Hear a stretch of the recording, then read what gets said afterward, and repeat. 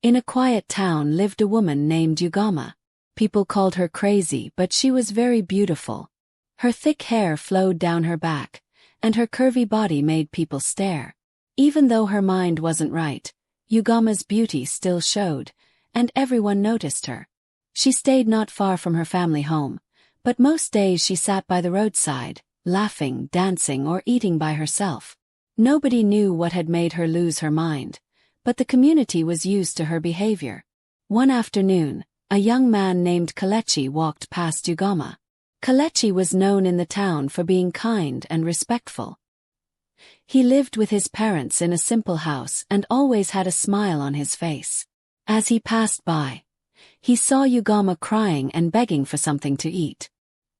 He felt sorry for her and gave her the bread he had just bought.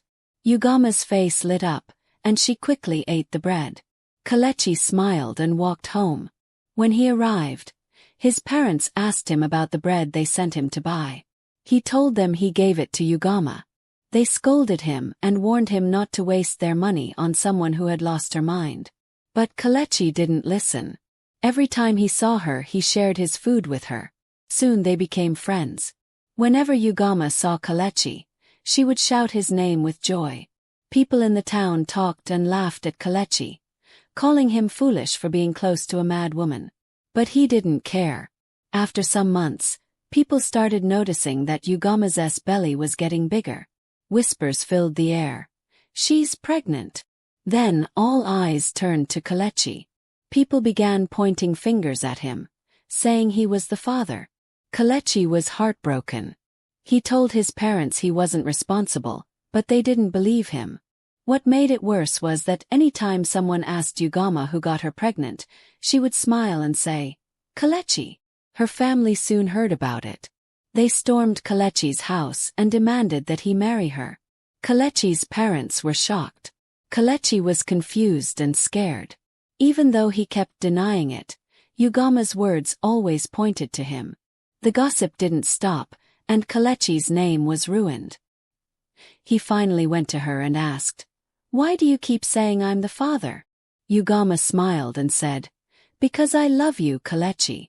You're my only friend." Her words touched Kelechi deeply. He realized she wasn't talking about the baby, but their friendship. He decided to stand by her, not because he believed he was the father, but because he cared. As time passed, Kelechi grew curious. He wanted to find out who truly got Ugama pregnant. He started sneaking around her small wooden hut at night. The place was always quiet, with only dogs barking or owls hooting.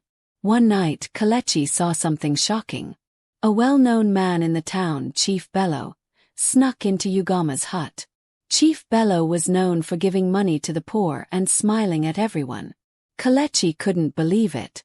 Could Chief Bello be the father? He quickly took out his phone and waited. After about 40 minutes, Chief Bello came out of the hut, sweating. Kelechi took photos as proof, hoping it would clear his name. But the phone's flash caught Chief Bello's attention. The man stopped and looked around, his face turning angry. He pulled out his phone and called someone. Within minutes, a group of men appeared. They grabbed Kelechi, took his phone, and beat him badly until he passed out. They threw him in the trunk of a car and drove off. Kelechi's phone, with all the proof, was left broken on the ground. The next morning, Kelechi's parents woke up and noticed he was missing. They tried calling him, but his phone was off. As the days passed, they became worried and went to the police. But the officers didn't take them seriously. "Isn't he the boy who got the mad woman pregnant?" one officer said. "Maybe he ran away out of shame," another added. His mother cried and begged for help, but the police only gave empty promises. Days turned into weeks. People in the town gossiped and laughed, thinking Kelechi ran away. But the truth was worse. Kelechi was being held captive in Chief Bello's house. He was locked in a dark, smelly room with no window. He was weak from beatings and barely had enough food. Chief Bello would visit him, laughing at him. "You think you can bring me down," he sneered. Kelechi begged to be let go, but Chief Bello was cold and cruel. Kelechi realized this man had secrets and was ready to do anything to protect them. Still, Kelechi didn't give up. He thought of Ugama and the baby. Were they safe? Was the child really Chief Bello's? One day, Kelechi heard Chief Bello arguing with a man outside the room. "We can't keep him here forever," the man said. "He won't talk." "He's just a foolish boy," Chief Bello replied. Kelechi knew he had to escape. He thought about his parents, wondering if they still searched for him. They were. His parents had gone everywhere, but no one could help. One day his mother received a call. "Do you want to see your son again?" a voice asked. "Yes, please," she cried. "You'll never see him," the voice said and hung up. She collapsed weeping. Her husband held her, both of them crushed. Back in the locked room, Kelechi waited. One day, Chief Bello entered with one of his men. Kelechi acted weak. When they got close, he grabbed the man and used him as a shield. Chief Bello stumbled. Kelechi pushed the man aside and ran. He rushed through the hallway, found the main door and burst outside. He ran towards a nearby taxi and begged the driver to take him to the police. As they drove, he looked back and saw Chief Bello chasing, but it was too late. Kelechi had escaped. At the police station, he told the officers everything. They listened carefully. One officer nodded. "This is serious," he said. They promised to investigate. Kelechi asked about Ugama and the baby. "We'll look into it," one officer assured him. As Kelechi left the station, he felt hope. But the battle wasn't over. A man was watching him from across the road, one of Chief Bello's boys. He came close and whispered, "You think you've won? You haven't. Chief Bello always wins." Kelechi stood firm. "I'm not afraid. Justice will win." The man smirked and walked away. Kelechi rushed home. His parents ran to him, crying and hugging him. "Our son is home," his mother wept. His father held him close, saying, "We're sorry, my boy." His mother couldn't stop crying as she held her son close. Her tears soaked his shirt, but she didn't care. Her son was back. His father wiped his eyes and hugged his son tightly.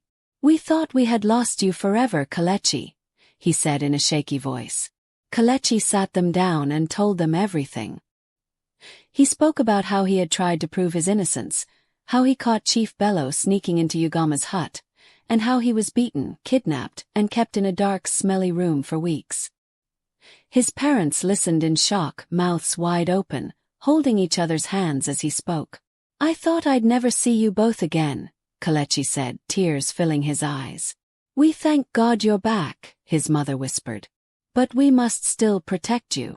News of Kelechi's return quickly spread through the neighborhood. Some people who once mocked him now avoided eye contact. Others came to ask for forgiveness. But Kelechi didn't care about the gossip anymore. He only cared about clearing his name and protecting Ugama and her unborn child. The police soon launched an official investigation into Chief Bello. They searched his house and found strange things: money hidden in walls, documents, and even a secret room where Kelechi had been kept. It shocked the whole community. The kind and generous man they once praised was now being accused of many crimes. Chief Bello was arrested and taken into custody. He tried to bribe the officers and call in favors, but this time it didn't work. His name was now tied to too many terrible things, and no one wanted to be associated with him. Ugama was taken to a safe place under the police's care. A nurse helped her get clean and healthy. She barely spoke but smiled every time she saw Kelechi. Though she still talked to herself now and then, she seemed calmer. Kelechi would visit her often, bringing food and sitting by her side as she stared into space. Sometimes she would look at him and say, "You're my friend, Chike. You gave me bread." He'd smile and say, "And I always will." Months later, Ugama gave birth to a healthy baby boy. She named him Namdi, after Kelechi's father. The whole family stood by her. They didn't see her as mad anymore, but as a woman who had suffered and survived. Kelechi never left her side. He didn't marry her, But he promised to help raise the child and protect both mother and son. People in the neighborhood learned a lesson from the whole story. They realized they had been too quick to judge, too slow to listen, and too blind to see the truth. Thank you for watching till the end. Share your thoughts about this story in the comment section below. Share this story with your friends and loved ones, and don't forget to like, share and subscribe to this channel if you haven't done so by now until I bring another story.